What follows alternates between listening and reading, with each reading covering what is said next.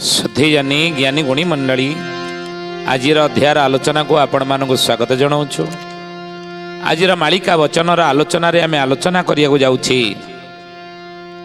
महापुरुष हाड़ीदास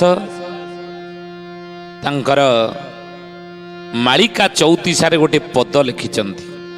मैत्र नीलाद्री नंद आगे कहते हे मैत्रे जगते पड़ब दुख लो बौड़ बिरजा देलेणी डाक बौड़ लो बिरजा देलेणी डाक 64 जोगनी संगतरे घेनी संसारे पड़ब दुख।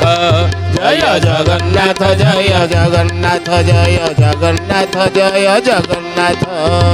हरिदास महापुरुष मालिका 34 कहले जगते पड़ब दुख लो बौड़ बिरजा देलेणी डाक।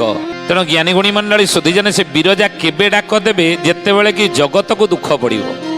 आउ आलोचना शेष जड़े भक्तर ना तो आम कह आप शुणे किए से भक्त कौन तार ना कौट तार जन्म हो भक्त तालिका आम सब कहूँ। तेणु महापुरुष लिखिले भैरवी डाक देव लो बौड़ जान ए अल्प दिने बौड़ लो जान ए अल्प दिने मालिका वचन न होइब आन देखिबो दुई नयने लह लह जीवा करीण बौड़ कालिका पीबे रक्त बौड़ लो कालिका पीबे रक्त जोगनी जोग माया बढ़ाहीण काया उदर करिबे तृप्त। जय जगन्नाथ जय जगन्नाथ जय जगन्नाथ जय जगन्नाथ।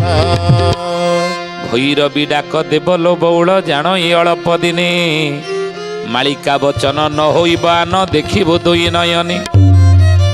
महापुरुष हाड़ीदास लिखिले पदटी कौथरे मालिका 34 क्या कहउछनी मैत्र नीलाद्रीनंद को कहउछन। ए मैत्र दिने जगत को दुख बढ़िबो ए सारा जगत को दुख दिने बढ़िबो केते बेले गुरु हे मैत्रे ना जेते बेले कि बिरजा डाक देबी। महापुरुष कहले सुन हे गरुड़ा दृढ़ करी मन मोरा विभूति जेते पाद ठारो सिर जाए मु कहिबी सकल महिमा तोते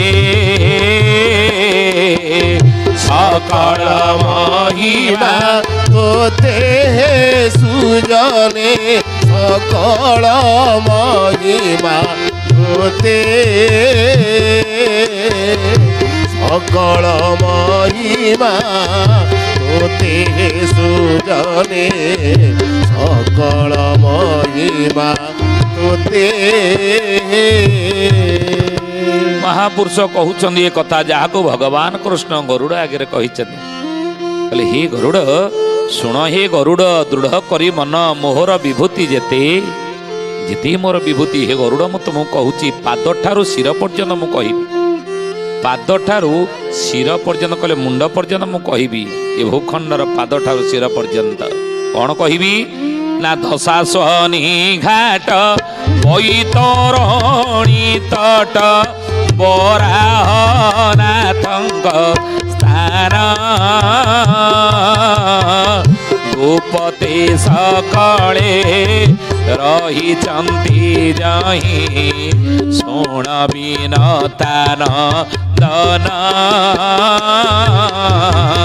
सुण बिनतान दन हे सुजने सुण बिनतान दन सुण बिनतान दन हे गरुड़ सुण बिनतान दन। बिनतानंदन किए ना गरुड़ नहीं कद्रु एवं बिनता ये हे सुधीजने ज्ञानी गुणी मंडली कद्रुंकर पुत्र माने हेले सर्प बिनतांकर पुत्र हेले गरुड़ नहीं। तेणु महापुरुष अच्युत कहते जहाँ को भगवान कृष्ण गरुड़ कहते हे बिनतानंदन दशासनी घाट बैतरणी तट दशासनी दशासनी कहले 10टी अश्वमेध यज्ञ कौटी होता ना बैतरणी घाट निकट होता से बैतरणी नदी कौटी रही ଯାଜପୁରରେ ରହିଛି। ସେଇ ବୈତରଣୀ ନଦୀ ତଟରେ ବରାହନାଥଙ୍କ ସ୍ଥାନ ଅଛି। ବିରଜାସ୍ତୁ ମହାଦେବୀ ବିଜୟସ୍ତୋତ୍ର ଭୈରବ ଯେଉଁଠି ବିରଜା ବରାହ ସେଠାରେ ବିରାଜମାନ ହେଇଛନ୍ତି। ଗୁପ୍ତେ ସକଳେ ରହିଛନ୍ତି ଯହିଁ ସେଇଠାରେ ଗୁପ୍ତରେ ସକଳ ଋଷିମୁନି ମାନେ ଦେବତା ମାନେ ସାଧୁସନ୍ଥ ମାନେ ସବୁ ଗୁପ୍ତରେ ରହିଛନ୍ତି। ପୁଣ୍ୟତମ କ୍ଷେତ୍ର ସେ ବିରଜା ମାଟି ବା ସେ ବରାହନାଥଙ୍କ କ୍ଷେତ୍ର ଦଶାଶ୍ୱନୀ ଘାଟ ବୈତରଣୀ ତଟ କହିଲେ।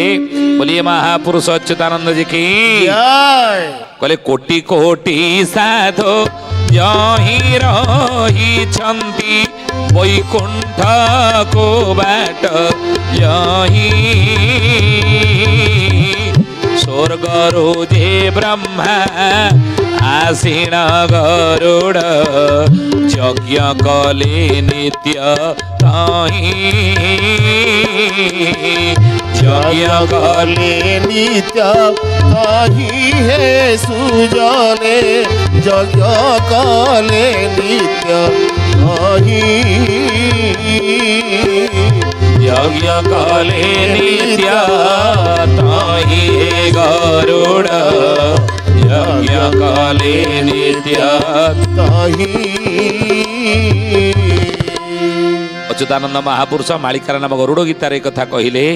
କୋଟି କୋଟି ସାଧୁ ଯହିଁ ରହିଛନ୍ତି ବୈକୁଣ୍ଠ ବାଟ ଯହିଁ କୋଟି କୋଟି ସାଧୁ ସନ୍ଥ ମାନେ ରହିଛନ୍ତି ଗୁପ୍ତରେ। ଆଉ ଯେଉଁଠି ବୈକୁଣ୍ଠକୁ ଯିବାକୁ ବାଟ ରହିଛି ସେଇ ବରାହନାଥଙ୍କ ସ୍ଥଳ ଦଶାଶ୍ୱନୀ ଘାଟ ବୈତରଣୀ ତଟ ସ୍ୱର୍ଗକୁ ଯିବା ପାଇଁ ଯେଉଁଠି ବାଟ ରହିଛି ସ୍ୱର୍ଗରୁ ଯେ ବ୍ରହ୍ମା ଆସିଣ ଗରୁଡ଼ ଯଜ୍ଞ କଲେ ନିତ୍ୟ ସେଇଠାରେ ସ୍ୱର୍ଗରୁ ବ୍ରହ୍ମା ଆସିକି ଯଜ୍ଞ କରିଥିଲେ।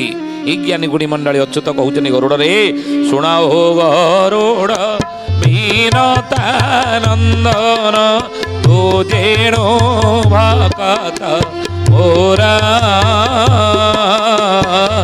ତେଣୁ ମୁଁ ତୋ ଆଗେ ଫିଟାଇ କହୁଛି ମାୟାକୁ କରିଅ ତର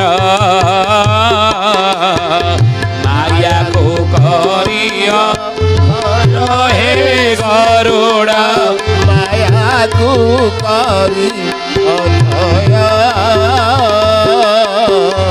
মায়াকু করিয়া হর হে গরুড় মায়াকু করি অথয়।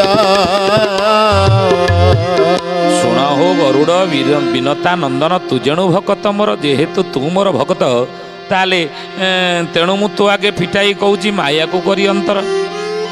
ମୋର ମାୟା ମମ ମାୟା ଦୂରତ୍ୱୟା ମୋ ମାୟାକୁ ବ୍ରହ୍ମା ଇନ୍ଦ୍ର ଦେବତା କେହି ବୁଝିପାରନ୍ତି ନାହିଁ।